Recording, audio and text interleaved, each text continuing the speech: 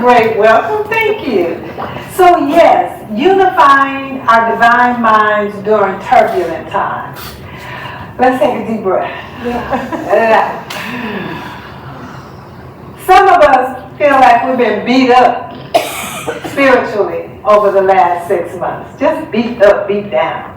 And so today, as we're leading into our holiday season, I wanted to talk about our divine minds and uniting them during turbulent times.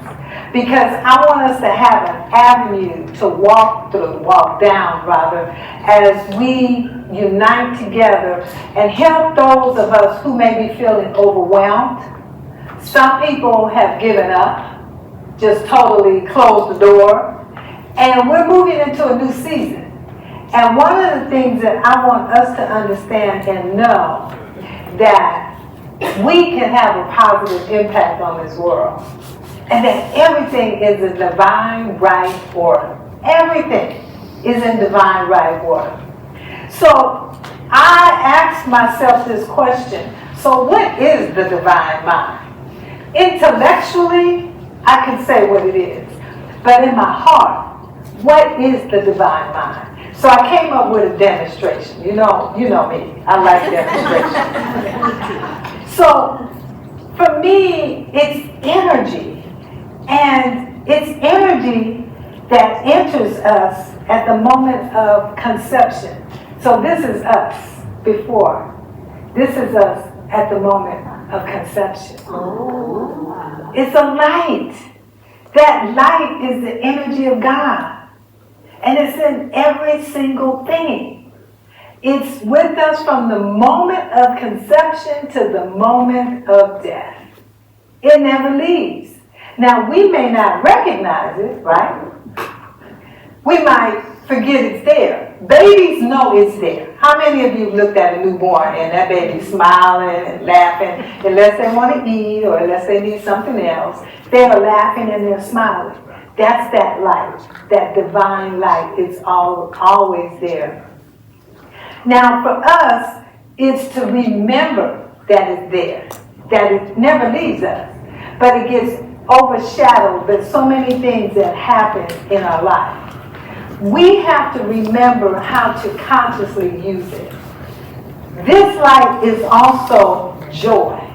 Joy is deep, deep within our hearts. It's there. It's in the light. So how do we consciously use it? First, we have to remember we do not have control over people, places, or things. Say that.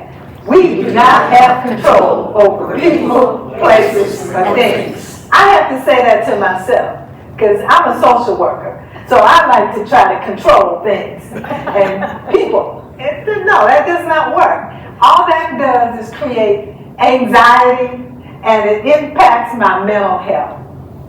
So we have to understand that we cannot control outside circumstances.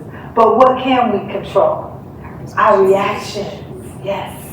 We can control our reactions to whatever is going on around. And so I have been saying to individuals and to myself, everything's in divine right order. So I want to share with you how that shows up. I want to remind us of how we know everything's in divine right order. We understand that what we resist persists. We know that. We understand that you can't fight anger with anger because you get what? More anger. We know that we lead with love, we get more love. When we accept someone's anger or someone's rage without judgment, it begins to dissipate. Let me share something with you. In 1963, George Wallace, the governor of Alabama, declared segregation now, segregation forever. He was so adamant about that, he stood in the doorway of Alabama University and said, no, these African American students cannot enter my university. They have to go someplace else. And he did not move until they sent in the federal troops to have him move. Now, he had this energy around him that was about hatred, separation. That was the energy that he had around him all the time. In 1972, George Wallace was shot five times, and he was paralyzed from the waist down. He was visited by a black woman, Shirley Chisholm.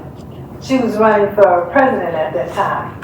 Now, she received so much negative feedback about going to visit this so-called man who spewed hate, particularly towards African Americans. And she said, I'm a Christian. I love everybody. Everybody, in her words, is a child of God. What she was saying is that everybody has the light. There's no separation between me and thee. It doesn't matter what he says. I know who he is. So she went to his hospital room and she sat down. And he was shocked, of course. And he was like, oh my God, what are you doing here? And she said, nobody should have to go through what you went through. I'm here to pray with you and for you. And he just broke down sobbing. That's all he did through the whole visit. He just cried, and she prayed with him. 1979, George Wallace went to, I believe it was NAACP, but he went to the black community and he asked for forgiveness. He asked for forgiveness. And he said, I'm sorry. I'm going to do everything in my power to change everything that I have done against you. Now, there were some in the community who said, we're not forgiving you. But there was one man who said, I will forgive you. That was John Lewis. John Lewis had almost lost his life walking across the Pettus Bridge in Selma. And he stepped up and he said, I'll forgive you.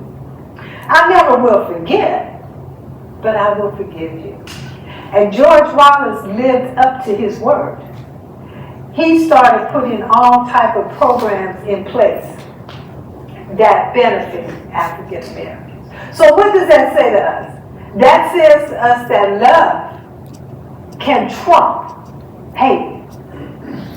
We don't have to judge. We don't have to try to change. All we do is show up in love and just say, I'm here to show love. That's all we have to do. So divine right order means that there's a power and a presence way greater than us that knows way more than we know, that understood that that man down there that's preaching all that hate, that's okay. Let him preach it.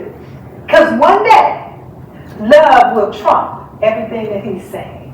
It will shift and move him. So I want us to understand that whatever we see, don't judge it. So this is the other thing I want to say. We need to track our thoughts and our emotions. We need to track them. We need to make deliberate choices about how we react in our world. That's what Shirley Chisholm did. She made a deliberate action. She did not allow those around her, on her staff, in her community, to take her off of her path. She made a deliberate effort. This provides us with the opportunity to use our divine mind, that energy that's within us. When we track our thoughts and emotions, that's when we have dominion over ourselves. Otherwise, we give it over to other people. TV, podcasts, Facebook posts, whatever. We have to track our thoughts and emotions. It allows us to stay in control of ourselves. It keeps us from living in a reactive state. I've been getting calls and people have been in reactive states. And I just calm that reactive state down by saying, everything's in divine right order. I'm not going down that road with you. I'm not going down that road. And if I find myself slipping, you know how we slip sometimes, like, oh, no, come back. I track my thoughts and emotions because I don't want to feel overwhelmed and stressed out. I want to use that divine mind to create a state of equilibrium. And now, when we do that, this is what happens. It gets brighter. It gets brighter. It's easier for us to access. And we begin to feel more joy, more peace. And guess what? It radiates out from us. And other people pick it up. I was at a conference last weekend, an empowerment conference for women. I didn't know anyone there. But just because of the light, that people just gravitated to the light. And because we are inside of a community, sometimes I forget that everybody's not in the community with me. And so I have people, and I wore my stole, my minister's stole. And I had people coming up to me inquiring about the symbols. And I had people saying to me, they're looking for a pathway, they're looking for their purpose.